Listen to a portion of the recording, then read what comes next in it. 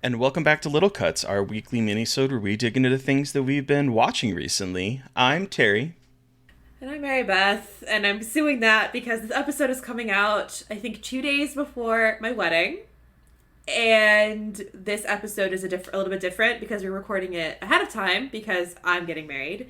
And we, this week, instead of talking about what we've been watching, we are going to be talking about all things Halloween and Halloween traditions and putting together our recommendations for Halloween watches for all of you. Yeah. Heck yeah. Something a little different, but a little fun. A little different, little fun. Easy I have a boo. I brought my boo bucket. I went to McDonald's today because I was sad and thought I need to get a boo bucket just to say I got one. And I got one. And a really gross hamburger. It's so cute. It's a dumb little bucket. But Jesus Christ. It is, but... my friend is just giving me so much serotonin. Oh, I could just put my little squishmallows in it. Oh my gosh, you could. Halloween. Anyway. And look, this squishmallow is a cat in a pumpkin. Aw, so cute. And that has been So Mary cute. Beth's Halloween merchandise corner, where physical things bring her a small modicum of joy. Anyway, So for the month of October, do you have any like October traditions that you do throughout the month at all? So this year has been very different for October for a lot of reasons. This is my second October in this job, but also my wedding is this month. So this October I haven't done a lot of the traditions I usually do because Steve and I usually will go to a pumpkin patch. Okay. And we will go. There's a specific pumpkin patch near where we live that has like a pick your own pumpkin situation, and then this cute little barn where you can buy like apple cider donuts. And I'm obsessed with apple cider donuts. So that's usually what we do at least every year. And like, I mean, I try. Oh, also another tradition with my friend who isn't a huge horror person, but we watch Over the Garden Wall, the Cartoon Network series. Is that the one that has like the gif of the pumpkin carving a pumpkin? Is that from that? I've not seen it. Really, it's not scary, but it's like autumnal vibes to a T, and it takes place like on and around Halloween. So it is an incredible watch, and it's like something fun that I can watch with my very good friend who is not a horror person whatsoever. Those are the big ones for me. And like, you know, it's always horror. It's hard to say like I watch horror movies because I'm always watching horror movies, so it's not like anything new, but it definitely is a time of year that I am typically trying to get. I usually host at least one movie night during October. If it's not on Halloween, it's like in the month where I try to like program a movie marathon with friends who aren't horror people but can still enjoy it. So yeah. What about you? Yeah, so we have a pumpkin patch nearby called Vala's, and I don't go there a whole lot. A lot of my friends will do that, and they'll bring me cider donuts because it's very similar. Like, it's this big pumpkin patch. They have like a pumpkin cannon, which I think is very wasteful that they shoot pumpkins out of. They have little Have I told you haunted house. about my experience with pumpkin cannons? No. Is this like derailing? This might be too much of like a weird personal story to derail. You can't bring the... Oh, No. If you want to talk about it, you should, because really, I'll do really quick. So I used to... You can't just drop it and then walk away from that. I used to work for Discovery Channel and the Science Channel and Animal Planet, and there was a show called... It was like a show. It's an event called Punkin' Chunkin', where a bunch of hicks in Delaware and like the tri-state area around here would build pumpkin trebuchets, cannons, and shit to fire pumpkins and to see who would like win best pumpkin cannon. So I was a digital producer. I went to the event one year to cover it and get a bunch of like digital content. So I was doing interviews and photos and video. And the last day that we were there, it was like one of the last it was one of those like air cannons. And we were like all gathered around it because it was like this big air cannon. It went off and it exploded. And I was there, and a chunk of it came off and hit someone in the head near me, and we all thought she was dead. So I was also with the Mythbusters when this happened. And it wasn't the two main guys. It was Carrie and Grant. But yeah, I was with those three Mythbusters, and that was the last time that event ever happened, and I had to go to a lot of therapy, and I still can't hear exploding noises. Oh wow. Sorry, I just heard Pumpkin Cannon. I was like, take it back. That's my first job. Wow. My Wow. first like professional job. Jesus. Anyway, haunted houses. So yeah, so like people would go there. I don't typically go there, but it's fun when we do. But one of my things that I used to do all the time, and I haven't since COVID, and I want to get back into it this month, has just been, I don't even know where this month went. Like I cannot believe it's already the 19th that we're recording this. But I used to love to go to haunted houses. And there's one in the area that has been here, I think, pretty much the amount of time that I've been in Nebraska, and it might have been here longer, called Mystery Manor. That is this, like, it is in an old house that, like, has been converted into this. The house is supposedly haunted. They change it up every year. The big thing is at the very top of the house, there's a slide to go down to get out of the house. There's just, like, it's fun, good, creepy fun. And I'm really sad that I haven't been there back to it in probably 4 years or so. But I love going to haunted houses. So, You don't, do you? not. Yes and no. So there are some cool like Markov's Haunted Forest is around here, and there's some cool stuff like Field of Screams is around here too. But the problem that I find with going to haunted houses is they are so crowded and so expensive now that it's like I get frustrated with that. Like I would rather spend the money going to Halloween Horror Nights at that point than like $50 to go through like a haunted maze that lasts 5 minutes. And that's not to like diss the people who work on it. I know they take a lot of work, but like the stuff around here especially just like is very expensive for like very little reward. But I also hate getting I am a scaredy fucking cat in real life. Like, I will watch the most depraved shit on my television screen, but when you put me in a haunted house, I am a baby child. So are most of my friends. Like, most of my friends, like, they'll humor me if they want to go. Like, I have a couple that will go, but, like, Cass, my roommate, she hates haunted houses, and I'm just like, but would you go? I'll go with the right people. Like, I'll go with the right people, and, like, I don't mind being scared. I think what's so easy with horror movies is it's like concentrated in front of my face, but like in haunted houses, like people just like jump up behind you and like are all around you. And I am very much a kind of like needs to be hyper vigilant person in public. And I just like it's just a lot. Like it's overwhelming for me, but they're fun. They and I also haven't gone to one in a long time because of COVID, and I just like haven't felt safe going to one. There's one here I really want to try that's, I forget what it's called, but it's like a 40-minute mile walk through like forest that goes through cool. like there's attractions along the way that I think you go through, but it's like a whole mile thing and it takes like 40 minutes to go through. That sounds cool. That sounds like fun. Yeah. Like there is a couple things around here that like are interesting, but it's expensive and they only last about 10 minutes or less. And like that's just frustrating to me where I'm just like, oh. You're in line for an hour and a half for yeah, exactly. The lines are so boo. long, and it's just like I know I sound like old man yells at cloud, but just like no, I get it. Know, just with Halloween, like so much shit going on in Halloween, I'm like, there's just like other things I want to do than stand in line in the cold and then do this thing for 10 minutes. It's also where I live too. Like I think it's just what I have access to is not as good as other places. But yeah. So, cool. But then do you have any, like, Halloween-specific traditions, like, on the day of Halloween? Is there anything that you like to do?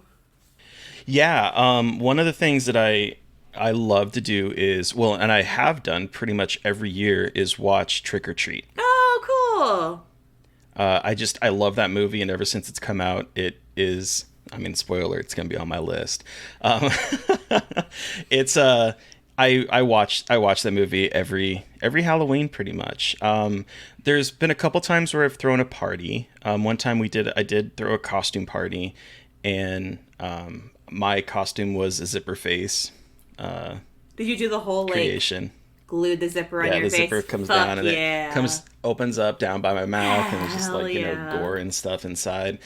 That was fun, but like typically I mean, once in a while, I'll like to carve a pumpkin. I don't always, but for the most part, it's just I love to watch. I'll watch movies. In particular, I'll watch Trick or Treat, which fantastic. I'm, after I get back from your wedding on the 31st, we're going to see Trick or Treat in a movie theater. It'll be my first time seeing it in a movie theater. Wow. It's playing on Christmas, on Halloween. And so I'll be seeing it in the movie theater. And so I'll be keeping that tradition alive this year as well. That's so exciting. Yeah. What about you? I know this year's a little different, but what about you? What normally? Well, this year is going to be very different. I'm getting married on the October 30th, and I was talking to Steve. I was like, "Oh shit! Like we won't have anything to do on the 31st." Like, yeah, except for clean up and like get our asses home. And I'm like, yeah, great.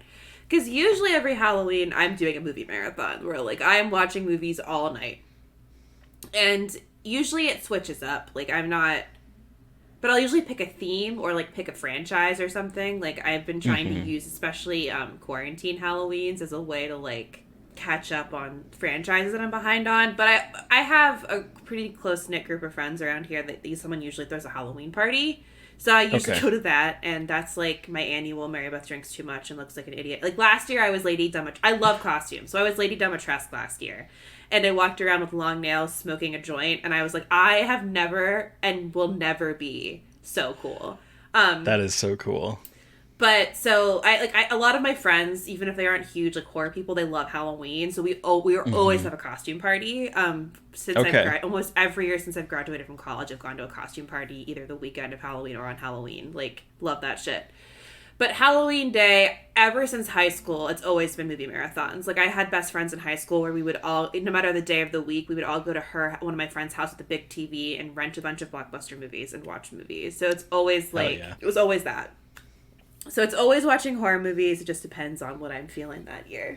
But so since you mentioned that you love costuming, what has been your favorite costume? Was it Lady Dimitrescu? Is that? Fuck. Let me think. Because, so, like, I even went to a college. So, when I went to college, we had something called Hallogreens.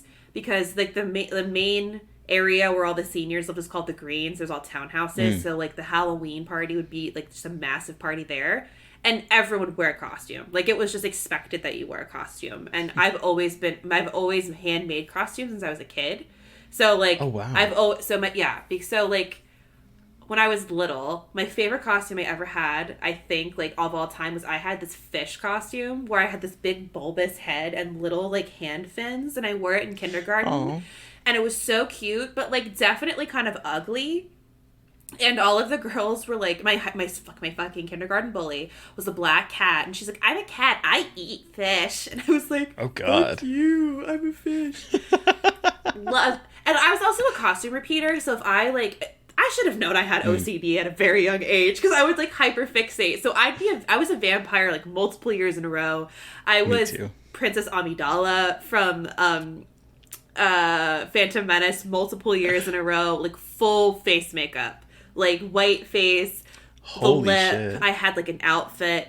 I really loved Nightmare Before Christmas, so my mom and I made a Sally costume where we like hand sewed stuff on, and I did the makeup. Fuck, I just loved Halloween. Like, I loved it.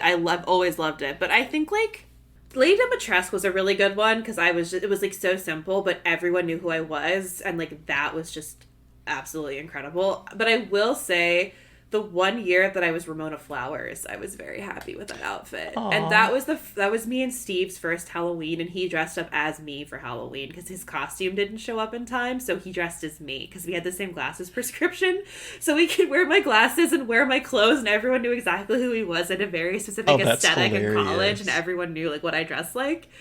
So yeah. Aww. That's so sweet. I love Halloween costumes so fucking much. I think about my Halloween costume all the time. Like, I'm almost bummed this year that I don't get to wear one. But, like, I'm calling Bride a Halloween costume for me because it's, like, very femme. And I am not, like, if anyone has seen me, I'm not, like, the most femme person. And I'm excited, but it's going to be very much a costume. So, it'll be interesting. But what about you? Like, what are you a big Halloween costume person? Were you a big Halloween costume person? I mean, I was as a kid. Yeah.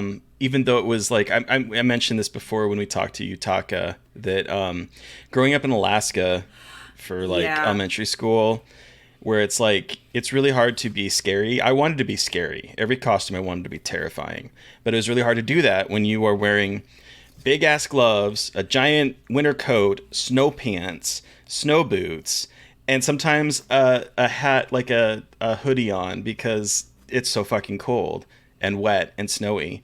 So it was hard to be scary, but like my favorite one was there's this mask, and I don't think masks are as nice. Like the Spirit Halloween masks I don't think are as cool as some of the masks that I was able to get in like the 80s. And it was like the skeleton mask that had like wild ass white hair, and it had like a neck plate so it could go down into your shirt, so it looked like your body, the skeleton continued under your, down from your neck. And that was my favorite mask. I loved that as a kid. But yeah, I don't really have as many opportunities to my friends I don't think are really big on, you know, doing costumes and stuff. So I don't. The one time I threw that party and I was zipper face was probably my favorite moment, just because like that was makeup that I did. Nikki, my best friend Nikki, helped me, and we managed to like pull it off, and it looked really cool. But that's so cool. Yeah. Now my friends are having babies, and so now I can make them put them in cute costumes for my own benefit. Do you dress up your animals, your cats? They won't let me. Would you if they did? Dream of it constantly, okay. But they don't like the idea of it, and I don't push them just because I'm like, it doesn't matter. Like there's no need for this. Like I'm very anti costumes on pets. Yeah, it's like it just Zucchini won't do it, and I'm just like it's not fucking worth it. Like it's not. So though I don't do costumes on my pets. Cass dresses up her dog. And it's cute, but I'm like... And it's funny because it's like, oh yeah, Halloween decorations. I'm like, this is literally like behind me all year round. Like my house is just a Halloween decorations all year. It's very funny. Yeah, we bought Sam last year as like a lamp, and it's downstairs, and it's just been sitting out. Like Halloween stuff, if it goes out, it's just going to sit there. Yep. And it'll be interesting about like what Steve and I will do for our like anniversary stuff around Halloween, because our wedding anniversary is October 30th. That's so amazing. I know. All right, but speaking of like Halloween nights, let's start to create. If we were gonna have a movie marathon, what would we do? So, what would be your starting film, Mary Beth? Okay, so my starting film is The Blair Witch Project. Okay. And I know it's like you seem like you're starting off with a bang, but I think because it's kind of a little bit of a slow burn, and it's got a lot of good daytime sequences. I feel like it's a really good movie to watch at the beginning of a movie night, especially if it's like you're watching it in like late afternoon into the evening as the sun is starting to set, and I think it's a really good mood setter. And I think I started a couple movie marathons like this, and I always really like it because it gets you in a scary mood. And it kind of sets that tone. But I do think still kind of eases you into it a little bit. Like, it is really... Yeah. It's scary, but it's not, like, horrific. And so that's the one I like to set at the beginning for me. What about you? Yeah, that's a good one. Because, like, for me, I was thinking... A lot of my friends... I mean, it sounded like when you were talking earlier, the same with yours. Like, a lot of my friends... I have some that are very big horror fans, but I have some that aren't. And so if I were to if I'm looking at this as like a marathon that I would try to get a lot of friends to go to see, and then slowly start to like ratchet it up a bit. Oh yeah, don't you worry. But so I'm gonna start because I was like I always want to include some kind of like queer representation, and maybe this isn't the most aged well queer representation, but the Rocky Horror Picture Show is a movie that I love to watch. Okay. Around this time. Love. And it's funny. It has a lot of music. People are going to start drinking, and you sort of like ease them into getting into the spooky feeling. And so this is one, because like the other thing is like when I'm thinking about Halloween movies, I'm not looking to like absolutely terrify people, although there is one choice that will probably do that. But I'm more about like to have a big party and just have fun. You know what I mean? Yeah. So starting off with Rocky Horror Picture Show, starting it very, very low key, nothing spooky, just fun, singing, dancing, some queerness. Tim Curry looking incredibly hot. I'm here for it. Yeah. To be perfectly clear or honest about my list, I have made my marathon in like a vein of like mostly you're going to be watching it. These will not be on in the background. I want to make this same. clear because I just thought like, oh, I have been to parties where people put movies on in the background. Like, no, this is like marathon center No, party. we Like, are you're watching a sitting movie. down and watching it. Okay, cool. That's what I thought too, but I just want to make this clear for the audience. Yes. But the next one I have on here actually, because I try to put some like recent horror in my marathons to expose people, and I actually put the Andy Baker tape because I think that this movie is, I think, accessible for people who aren't like super into horror because it's not like super scary. I think it's really interesting found footage. I think it's easy to kind of watch and you can chat a little bit over it if you want. Yeah. But I just think that this is one of those movies that I want more people to see, and I think it's good for this kind of environment, especially if there are people there who aren't super into horror and can kind of expose them a little bit, but also have this kind of fun, different food-focused horror. I just like putting contemporary horror in here and exposing people to some new stuff, and I think that this one is like a perfect movie, like a beginning of a movie marathon, like easing you into the mood. And I know it's like hard. Yeah. I know it's always hard to follow the Blair Witch Project, especially if found footage, but I think like that juxtaposition of tones is a really good way to get you kind of moving into some of the other. I put scary shit on here for people. Like I was just like throwing people into the. It's like people will thin out as the night progresses, and the people that are left at the end will be very excited. But yeah, what about you? What's your number 2? So my second one is also kind of a contemporary pick. It is, and this one was like a recent addition to it because when I was originally starting to think of the list, I was going to include Hocus Pocus on here, but I was like, no, that one's played out. We're not gonna do that. So I went with Werewolves Within. Oh, cool. Because again, we have comedy. It's funny. It's not particularly scary. There's some gore. There's some fun kills. It's a mystery. I think it captures your attention. It's paced really well. Fantastic performances. He was on our show last year. Josh Rubin, love him. But like I think that it's a fun. It's what I think about when I think of Halloween: fun, spooky, entertaining movies. And this one I think is a good second starter to start to like get away from like the kind of silliness of Rocky Horror and going into something a little bit more spooky, and starting the knife out. My God, starting the night out on a like a fun, low key note. I like that. So that would be my second. Cool. So what would be your third?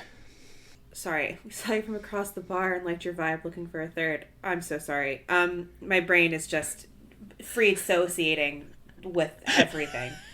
But so this is where I'm gonna start going into like the scarier stuff. But so in my head, the third movie is about when people start getting like hungry for dinner and when you might order like some pizza or something like that. So you want a movie that a lot of people have seen, so you can have something on while you're maybe ordering food or waiting, and kind of like, but this is the transitional period. This is where we start moving into the spooky shit. So here in the third slot for me, I have The Thing. John Carpenter's The Thing. Okay. Which is a movie that a lot of people have seen or are familiar with, and there are moments that are quiet that you can kind of like, have your conversations, order food, but then you have your set pieces, like these creature feature, gory moments that are like practical effects smorgasbord. And I think it's a great, again, like people who are not into gore probably aren't going to be like a huge fan of this, but eating during gore is always a choice but it's a choice I have made.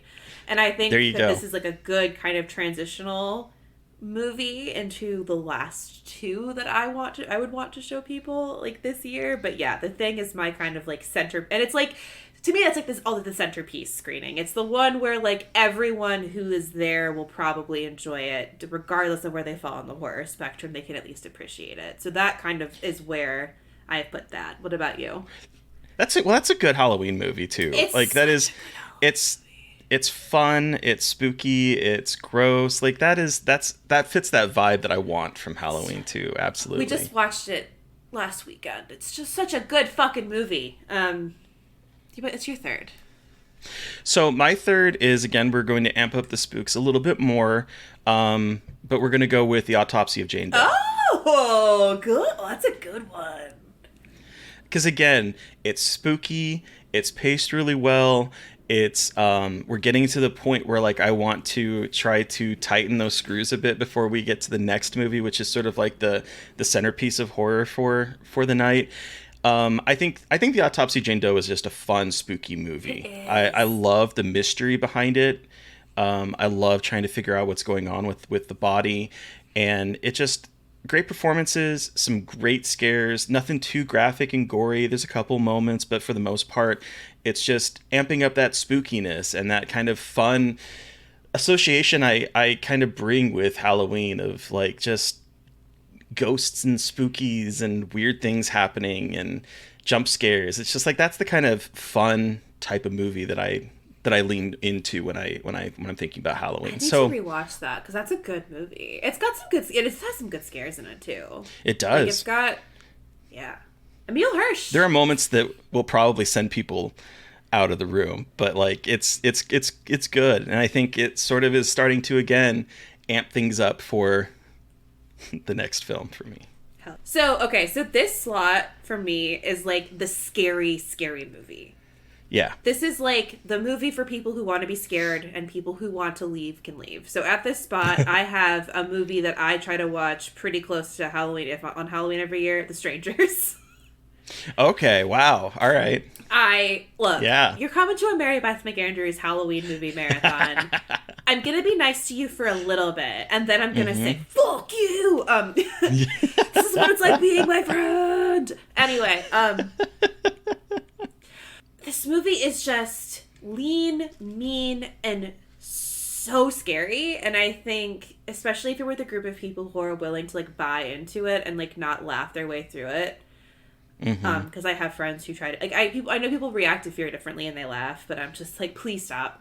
But I think Please don't. it's just a really good scary movie to watch, especially if you're watching it in someone's house, not an apartment. It's just, I think it's a perfect way to, like, really fuck with people's heads on Halloween.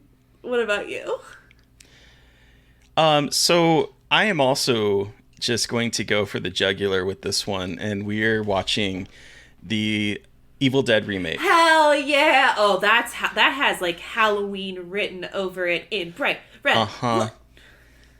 So we're amping up the gore. We're watching the unrated cut, by the way. God, so duh. we are we're amping up the gore. We're having like full on self-mutilation, chopping off arms, blood, bloody tongues, face getting ripped off, blood raining from the sky. We are just celebrating all things spooky.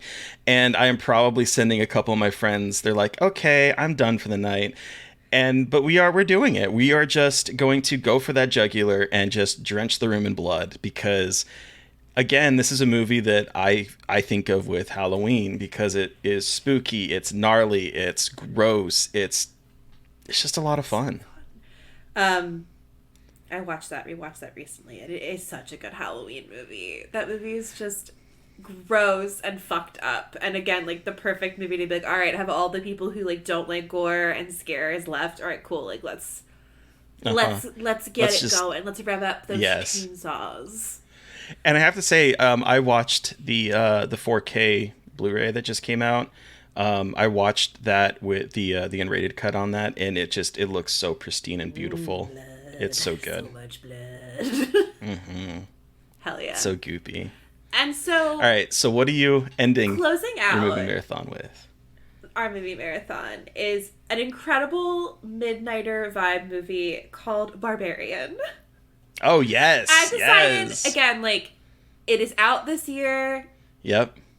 Is it HBO Max? HBO Max. It'll be out next week. It'll be out in time for October. It'll be out in time for Halloween. This is like the perfect punctuation. It's the perfect kind of like a little bit more fun from The Strangers, giving you a little bit more like it's still fucked up, it's still weird, but it's giving you a little bit more kind of entertainment rather than just pure pure draining of your emotions. It's got a little bit more sadistic fun to it. And I think it's the perfect way to end a Halloween movie marathon. Like, you'll laugh, That's a great you'll choice. scream, you'll cry. Like, it's perfect midnighter. You'll want to kick John Lung? Oh my God. What the fuck? Why is that so funny? don't know. John Lung. John Long. Justin Long. Jesus Christ. John Long. What the fuck, Terry? My favorite part about editing is when, like, there's these long swaths of silence, and I'm like, what even is that? And then I listen to it. It's just us laughing at stupid shit. And no one, if you don't watch the videos, you don't understand how I cut out a lot of that, because it sounds boring. But if you're a patron... Well, and there's times where we both are, like, silently laughing. And so, like, it sounds like if you're listening to the audio that the joke just fell flat, but we are just, like, face screwed up and not laughing. That's why the videos are so important, I think. Because a lot of our laughs are not, like, loud. It's kind of just, like, silent screaming.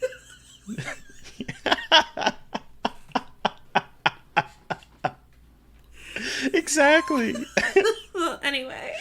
Because, like, I honestly, when Mary Beth, like, gets hit really hard with a laugh, no sound comes out of her. She just, like, jumps back and her face is screwed up and, like, there's no sounds coming out. When a baby is really upset and they don't cry, they just do the silent scream. I'm like that with laughter.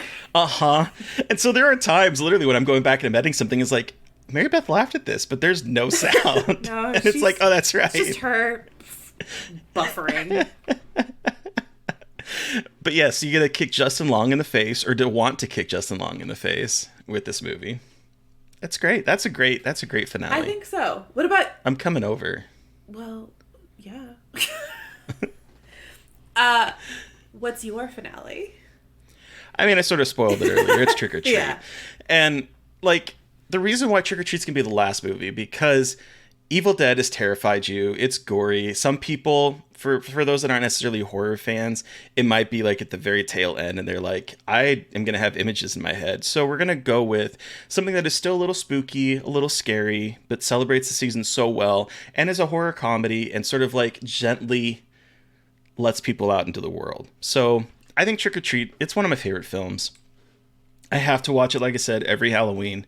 I'm so excited to watch it this year in the theater. But it's just, I just think it's such a smart, fun anthology film where each of the segments builds on each other. I love the format of it, where they sort of crisscross and it's like a town as opposed to short films that aren't necessarily tied together. There is like a whole unifying theme. It's written by one person, so it's like you're getting a whole movie just in different segments, and it's kind of has like a little bit of like a Tarantino-esque feel to it, where the plot is told out of order sometimes, and so you start to like pick things together and figure out what's going on. It's fun, it's funny, it's a little scary.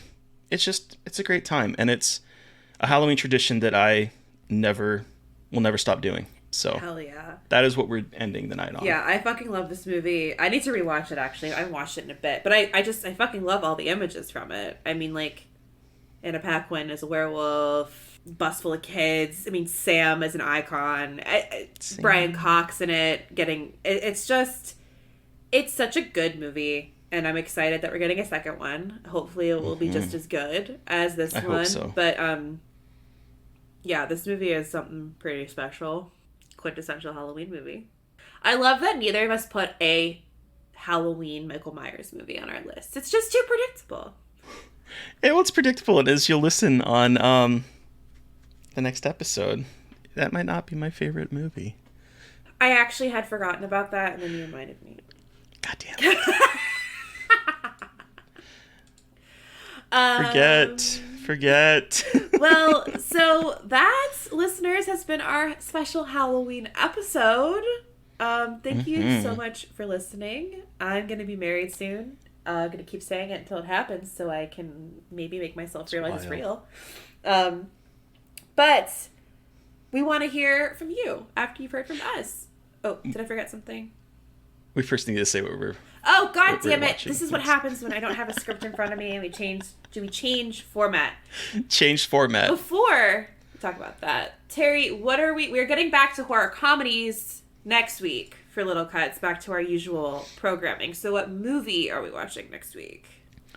We are going to go with 2011's Detention, which is a movie I've seen once and I remember very little about. I know a lot of people on the internet love it.